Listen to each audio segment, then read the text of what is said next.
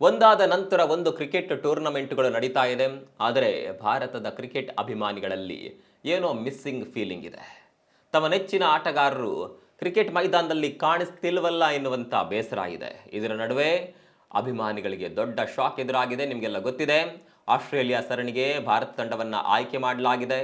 ಆ ಸರಣಿಯ ನಾಯಕನನ್ನಾಗಿ ಗಿಲ್ ಅವರನ್ನ ಆಯ್ಕೆ ಮಾಡಲಾಗಿದೆ. ಇದು ದೊಡ್ಡದೊಂದು ಮುನ್ಸೂಚನೆ ನೀಡಿದೆ.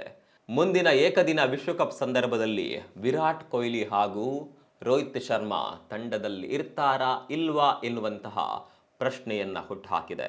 ಒಂದು ವೇಳೆ ರೋಹಿತ್ ಶರ್ಮಾ ಅವರಿಗೆ ನಾಯಕತ್ವವನ್ನು ಕೊಡ್ತಾ ಇದ್ದಿದ್ರೆ ಮುಂದಿನ ವಿಶ್ವಕಪ್ನಲ್ಲಿ ಅವರು ಖಂಡಿತವಾಗಿಯೂ ಇರ್ತಾ ಇದ್ರು. ಅವರ ಜೊತೆಗೆ ವಿರಾಟ್ ಕೊಹ್ಲಿ ಕೂಡ ಇರ್ತಾ ಇದ್ರು. ಆದರೆ BCCI ಈಗ ಗಿಲ್ ಅವರನ್ನ ಆಯ್ಕೆ ಮಾಡಿರೋದ್ರಿಂದ ಹಲವು ಪ್ರಶ್ನೆಗಳು ಖಂಡಿತವಾಗಿಯೂ ಎದ್ದಿದೆ. ಆದರೆ ಇದನ್ನು ಅರಗಿಸಿಕೊಳ್ಳೋದಕ್ಕೆ ಅಭಿಮಾನಿಗಳಿಂದ ಸಾಧ್ಯವಾಗ್ತಾ ಇಲ್ಲ.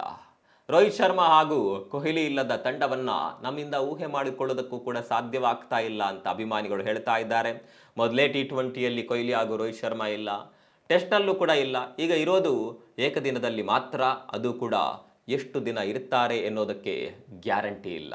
ಅದರಲ್ಲೂ ಈಗ ಗಿಲ್ಗೆ ಕ್ಯಾಪ್ಟನ್ಸಿ ಕೊಟ್ಟ ಮೇಲೆ ಮುಂದೆ ಹಲವು ಪ್ರಶ್ನೆಗಳು ಖಂಡಿತವಾಗಿಯೂ ಏಳುತ್ತೆ. ನಿಮ್ಮ ಪ್ರಕಾರ ರೋಹಿತ್ ಶರ್ಮಾ ಹಾಗೂ ಕೊಹ್ಲಿ ಮುಂದಿನ ಏಕದಿನ ವಿಶ್ವಕಪ್ನಲ್ಲಿ ಆಡಬೇಕಾ? ನಿಮ್ಗೇನನ್ಸುತ್ತೆ? ಕಾಮೆಂಟ್ ಮಾಡಿ.